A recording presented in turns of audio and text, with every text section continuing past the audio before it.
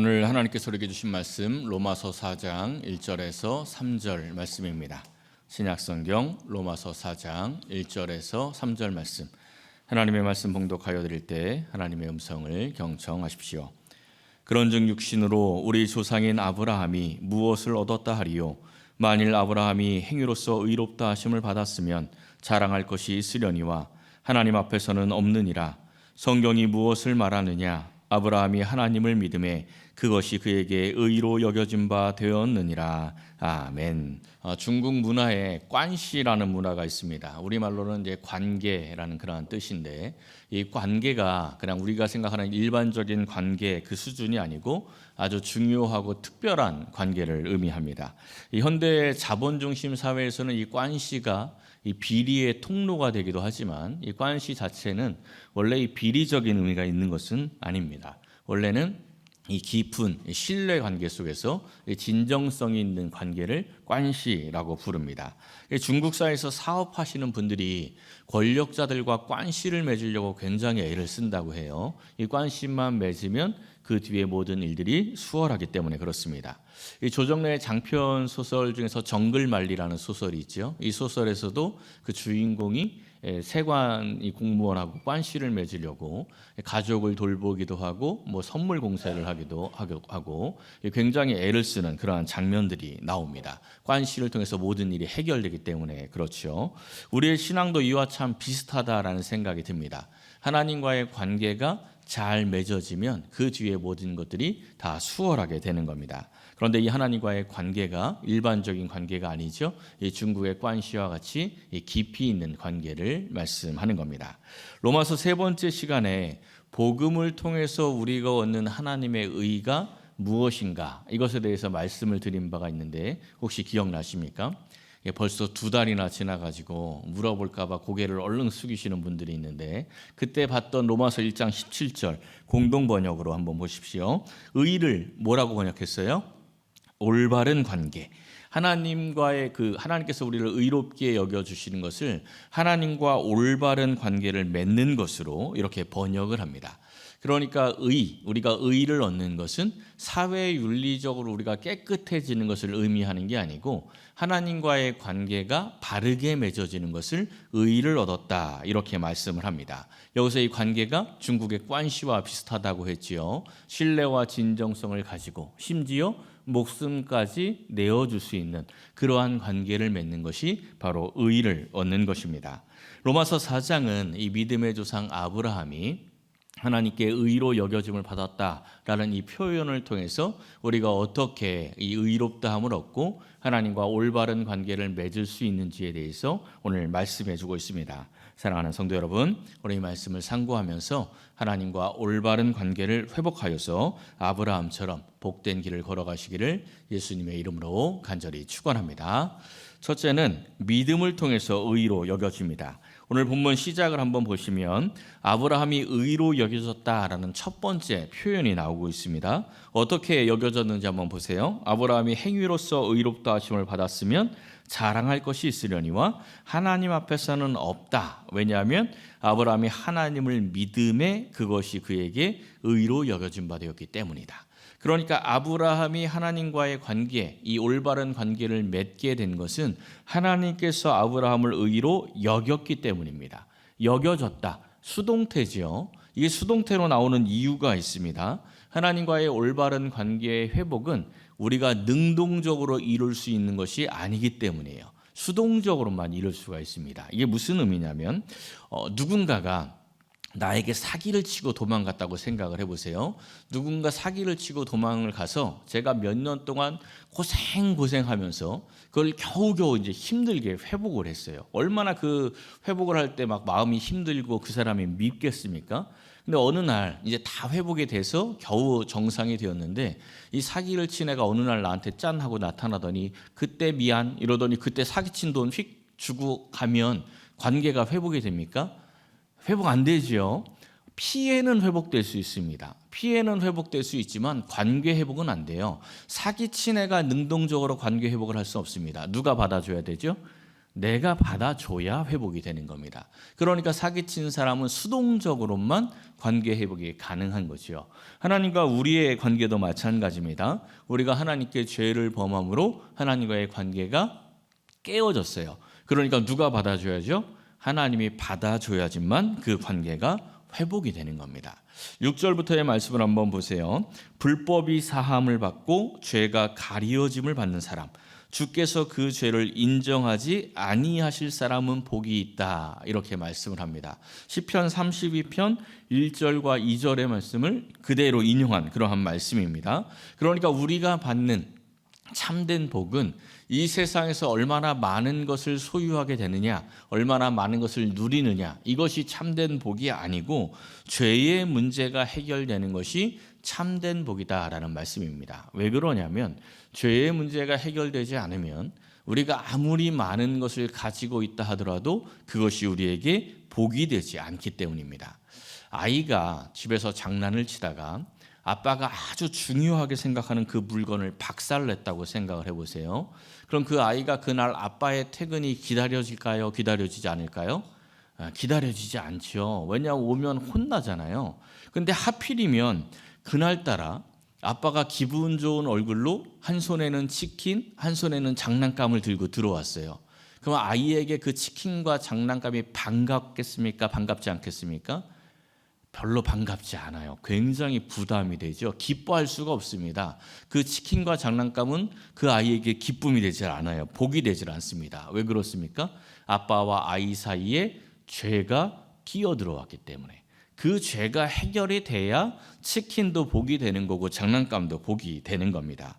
이 다윗이 이 고백을 하고요. 바로 이어지는 고백을 한번 보세요. 시편 32편 3절과 4절을 보면 죄의 문제가 해결되지 않으니까 뼈가 쇠하고 진액이 빠져서 여름 가뭄과 같이 되었다, 이렇게 말씀을 합니다. 결국 인간은 이 죄의 문제가 해결을 해야 모든 문제들이 다 해결이 되는 겁니다. 그럼 이 죄의 문제를 어떻게 해결할 수 있습니까?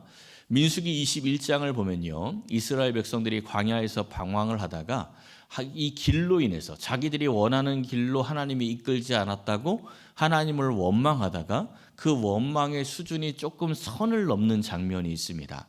광야에서의 하나님이 주시는 은혜의 대표가 만나거든요. 만나. 하나님의 은혜를 상징하는 게 만나입니다. 근데 이스라엘 백성들이 하나님을 원망하다가 뭐라고 원망을 하냐면 하나님의 은혜를 상징하는 그 만나를 가르치면서 우리가 이 하찮은 음식 싫어한다, 이렇게 원망을 해요. 그러니까 하나님의 은혜를 하찮게 여긴 거죠. 그래서 그때 하나님께서 불뱀을 보내셔서 심판을 합니다.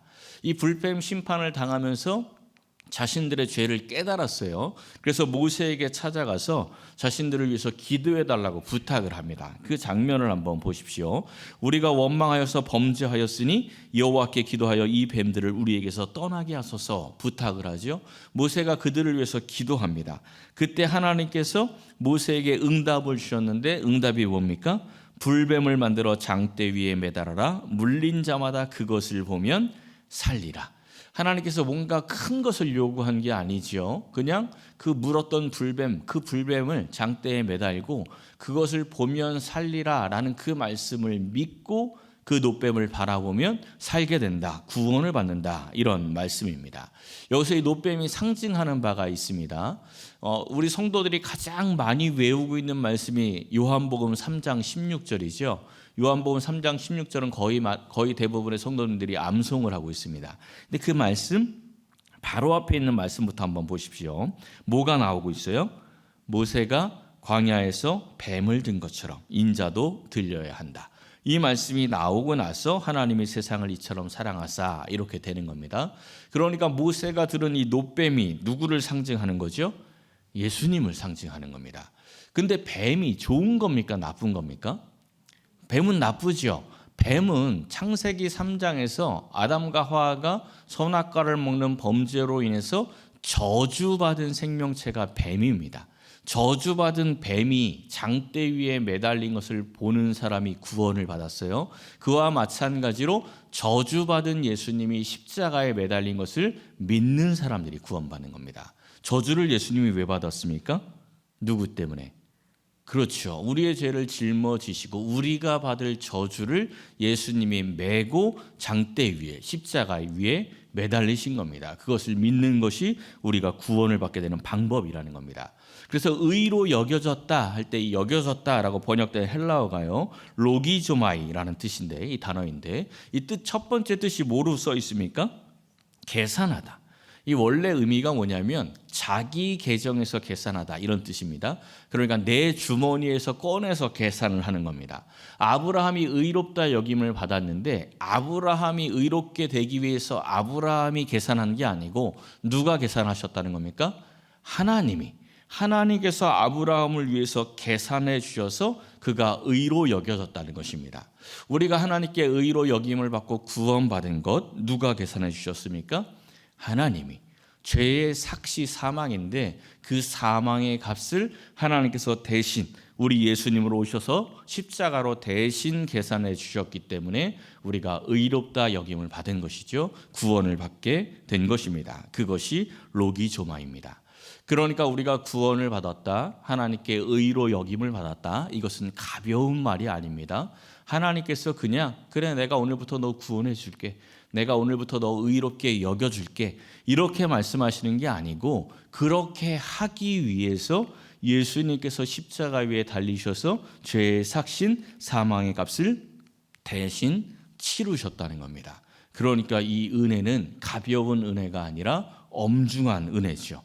이 은혜를 아는 것이 믿음이에요. 그 믿음을 통해서 하나님과 올바른 관계가 회복이 되는 것이죠. 당연한 이야기죠. 교회 다니는 사람은 다 아는 얘기입니다. 그런데 많은 신앙인들이 이 은혜를 은혜로 여기지 않습니다. 그냥 당연하게 생각해요. 아무것도 아닌 것처럼 그냥 하찮은 은혜로 생각을 한다는 것입니다. 다시 이 아이와 아빠로 돌아가서 한번 생각을 해보세요. 이 아이가 아빠의 귀중한 물건을 박살냈다고 했죠. 그런데 그 물건이 회사에서 너무나 중요한 물건이라 이 물건이 박살나서 아주 수십억의 재정적인 손실이 오게 되었고, 아빠는 그걸 책임져야 하고, 그 재정적인 손실뿐 아니라 회사에서 아빠가 조롱을 받고 멸시를 당해야 하는 상황이 되었다고 생각을 해보십시오. 근데 이 아빠가 너무나 귀한 것이지만 이 아이를 더 귀하게 여겨서 사랑으로 그 아이를 용서해 주었습니다. 그러면 이 아이는 어떻게 해야 되죠? 용서를 받았지만 자기가 지은 죄에 대한 무거움을 깨닫고 이 아빠의 사랑에 대해 반응을 해야죠. 그 아빠의 용서가 얼마나 무거운지 알고 자신의 잘못을 인지해야 합니다. 그게 마땅한 거예요. 그리고 아빠의 사랑을 기억하고 다시는 사고를 치지 않도록 주의를 해야 되겠죠. 근데 이 아이가, 용서받은 아이가 아빠가 용서한다 하니까 갑자기 아빠가 아까 뭐 사갖고 들어왔다고 했어요? 한 손엔 치킨, 한 손엔 장난감 갖고 들어왔다고 했잖아요. 아빠가 용서를 했다 하니까 아이가 갑자기 쪼르륵 달려가서 치킨 봉다리를 탁 열더니 그러는 거예요. 아이, 뿌링클 사와야지 웬 후라이드? 이러면 어떻습니까? 이건 진짜 아이가 철딱서니가 없는 거죠. 지금 뭘 사온 게 중요한 게 전혀 아니지 않습니까? 그런데 우리의 기도가 사실 대부분 이런 기도인 경우가 너무나 많습니다. 예수님께서 십자가로 우리가 치러야 할 그 죄의 사망의 값을 대신 치루어 주시고 하나님과 우리의 관계를 올바르게 만들어 주셨는데, 그 엄중한 은혜 다 잊어버리고 하나님과의 관계, 이 관계에 아무런 관심도 없으면서 내가 기도하는 것 하나님이 다 들어주어야 한다, 이렇게 생각을 합니다. 왜 나한테 내가 원하는 거, 내가 좋아하는 거 안 주고 다른 거 주느냐 하고 원망하죠. 가장 중요한 하나님과의 관계에 관심도 없으면서 무슨 기도를 하고 무슨 응답을 바라겠습니까? 하나님과의 관계에 관심이 없으면서 응답 바라는 신앙이 무슨 신앙이에요? 그게 우상 숭배 아닙니까? 우상은요, 관계에 아무런 관심이 없습니다. 우상이 원하는 거 그냥 갖다 주면 돈 주고 돈 먹고 이런 것과 비슷한 거죠. 그건 우상 숭배예요. 하나님이 원하시는 신앙이 아니라는 겁니다. 사랑하는 성도 여러분, 우리의 의인은 예수님께서 십자가에서 목숨으로, 그 생명으로 내 대신 사망의 값을 치르고 만들어주신 것입니다. 그 은혜를 믿음으로 꼭 기억하고 하나님과의 올바른 관계를 가장 중요하게 여기는 복된 신앙인들이 되시기를 예수님의 이름으로 간절히 축원합니다. 두 번째는 믿음을 확인하는 순종이 우리에게 있어야 합니다. 9절부터의 말씀을 보시면 아브라함이 의로 여김을 얻었다는 두 번째 표현이 나옵니다. 어떻게 얻게 되었는지 한번 보세요. 아브라함이 믿음으로 의롭다함을 얻었는데 이 복을 얻은 이 사건이 할례 받음으로부터냐 아니면 할례 받기 전이냐 이것을 묻습니다.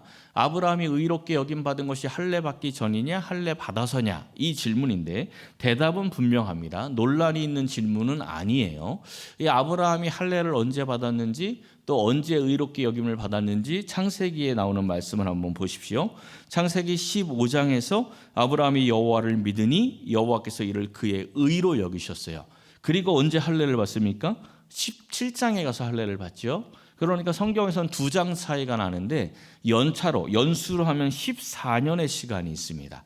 그러면 여기서 이제 조금 의문이 생기죠. 할례 없이 아브라함이 의롭다 여김을 받았고 하나님의 백성이 되었다면 굳이 왜 하나님께서 명령을 내려서 할례를 받게 했느냐라는 것입니다. 그에 대한 답변이 11절에 나왔었죠. 무할례 시에 믿음으로 된 의를 인친 것이다. 이 말씀을 공동 번역으로 한번 보십시오. 아브라함이 할례를 받기 전에 믿음을 통해서 하나님과 올바른 관계, 그러니까 의를 얻었습니다. 그리고 그것을 확인하는 표로 할례를 받으라는 이 하나님의 명령을 순종했다. 이런 말씀입니다. 하나님께서 의롭게 여겨주셨고 하나님과 올바른 관계를 맺었기 때문에 그 올바른 관계에 맺은 것이 이 아브라함의 순종을 통해서 인을 쳤다, 증명을 했다 이런 말씀입니다. 마태복음 25장에 달란트 비유가 있습니다. 우리 예수님께서 달란트를 주시는 그런 비유를 이야기를 해주셨죠. 보통 우리가 달란트를 은사, 재능 이렇게 이야기를 하는데 달란트는 은사나 재능을 의미하지 않습니다. 왜냐하면 재능이라는 말이 그 비유에 이미 나오기 때문에 그래요. 마태복음 25장 15절에 보면 이렇게 말씀하죠. 각각 그 재능대로 달란트를 주셨습니다. 은사대로 달란트를 주셨다는 이야기입니다. 이 달란트를 어떤 사람에게는 5, 어떤 사람에게는 2, 어떤 사람에게는 1 달란트를 주셨습니다.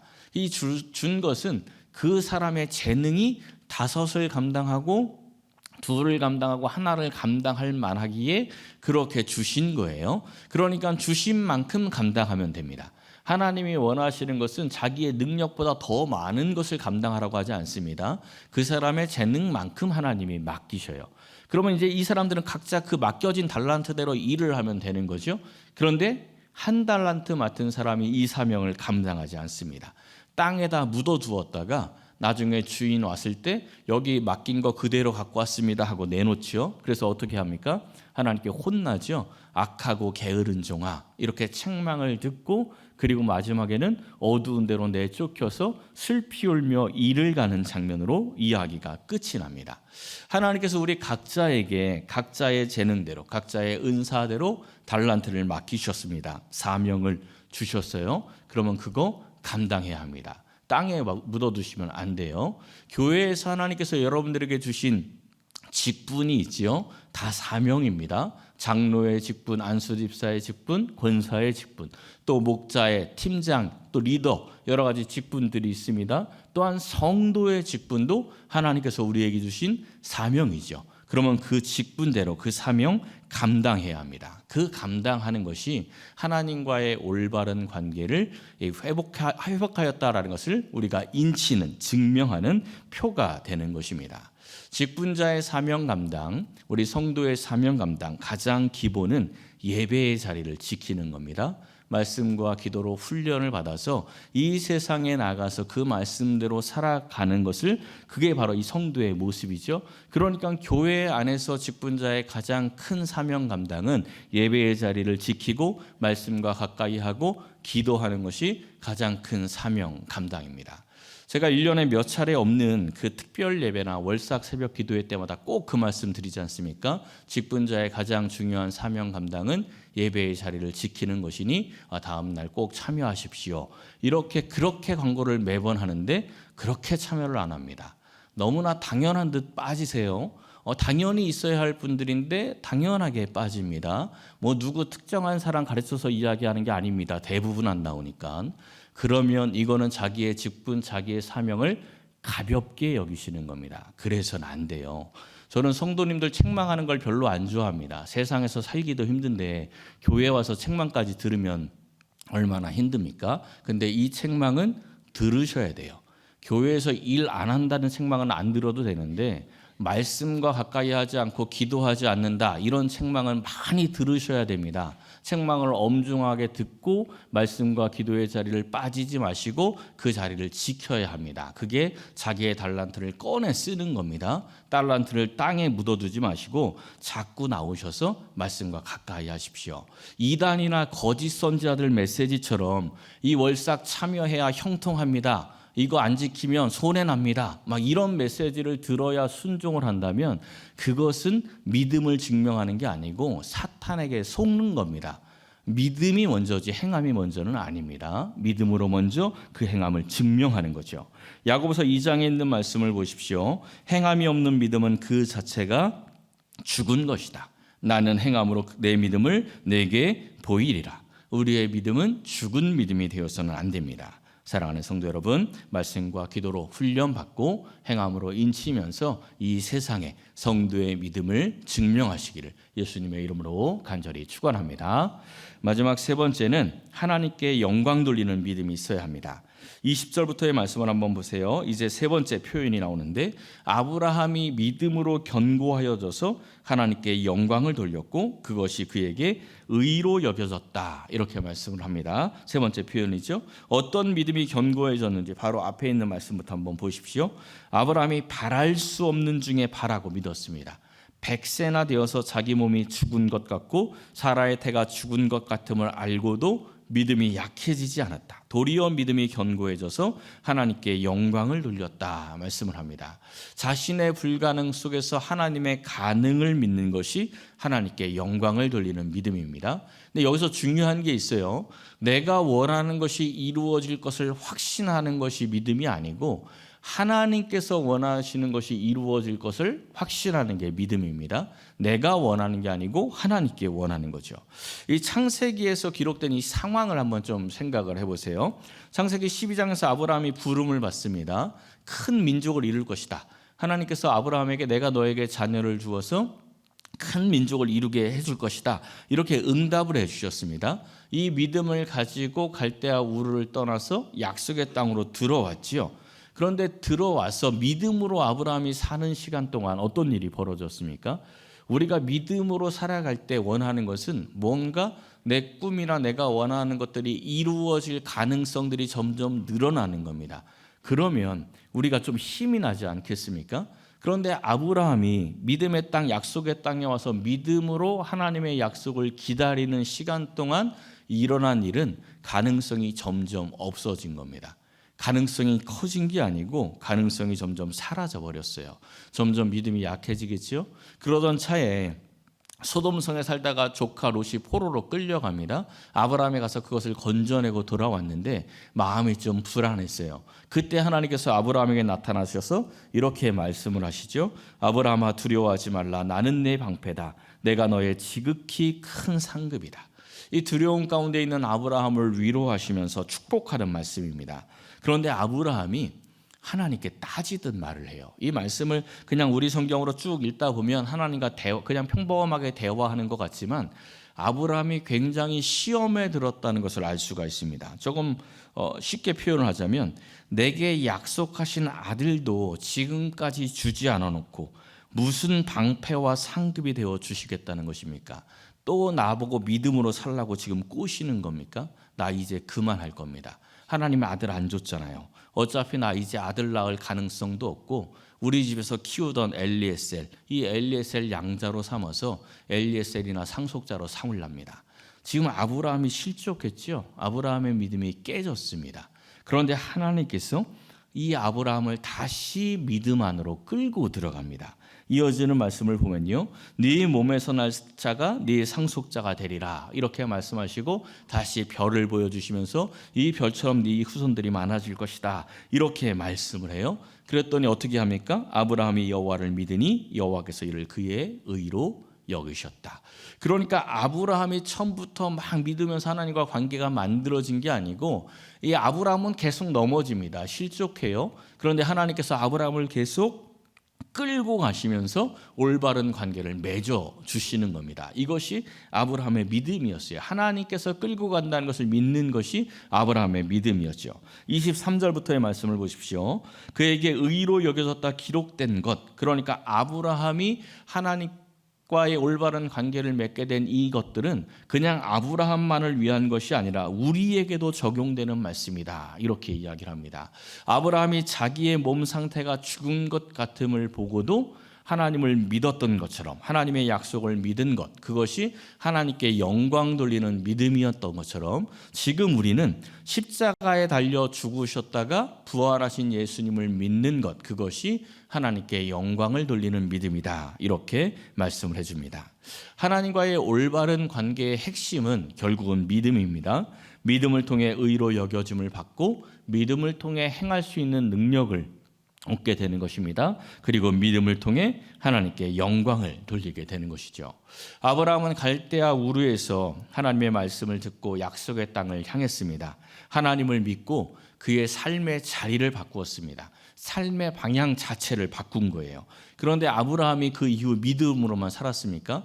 아브라함의 삶의 방향은 바뀌었지만 아브라함이 온전히 믿음으로 산 것은 아닙니다. 약속의 땅에 도착하자마자 가뭄이 온다고 애굽으로 도망갑니다. 애굽에 가서는 자기의 아내를 누이라고 거짓말을 했어요.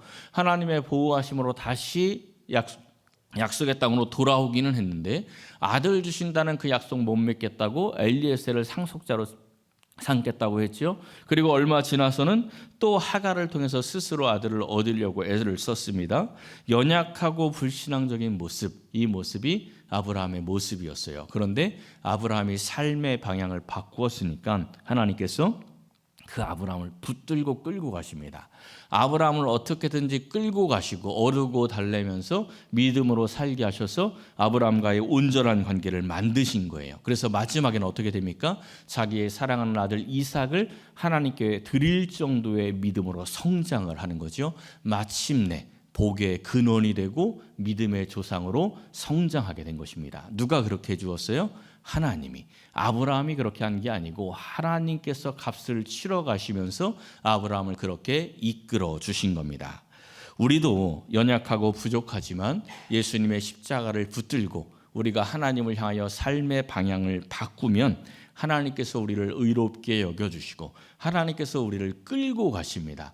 여러 가지 상황들을 통해서 우리의 믿음을 성장시켜서 마침내 아브라함처럼 복의 근원이 되고 믿음의 사람이 될 수 있도록 이끌어 주신다라는 것입니다. 사랑하는 성도 여러분, 하나님과의 올바른 관계를 맺는 것이 가장 중요하다는 것을 알고 흔들리지 않는 그 십자가의 믿음으로 영원한 하나님의 나라를 이 땅에서 미리 맛보시기를 예수님의 이름으로 간절히 축원합니다.